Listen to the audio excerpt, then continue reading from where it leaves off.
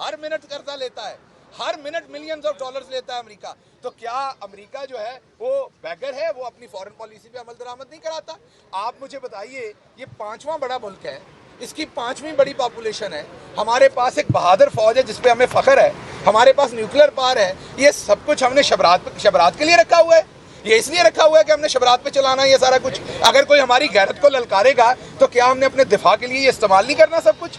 तो इसलिए हमें अपने आप को बैगर नहीं कहना, हम बिल्कुल बैगर नहीं है। हाँ, हमारे माशी हालात बिल्कुल तंग रहे हैं, जो अभी अब इस हुकूमत ने अल्लाह के करम से काफ़ी दुरुस्त किए थे, बहुत दुरुस्त होने वाले बाकी हैं जिनको 10-15 साल लगने हैं उन चीज़ों को दुरुस्त होने में। हम आज हुकूमत में नहीं, आज भी बता रहे हैं, अगर पाकिस्तान को बिल्कुल दुरुस्त करना है, मलेशिया जैसा मुल्क बनाना है, आपको 15-20 साल लगने हैं।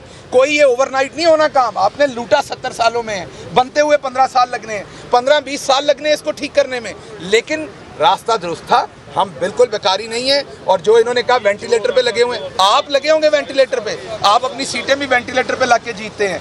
इमरान खान, उसकी कौम और उसकी पार्टी वेंटिलेटर पे नहीं लगी हुई। हम इसका मुकाबला करेंगे।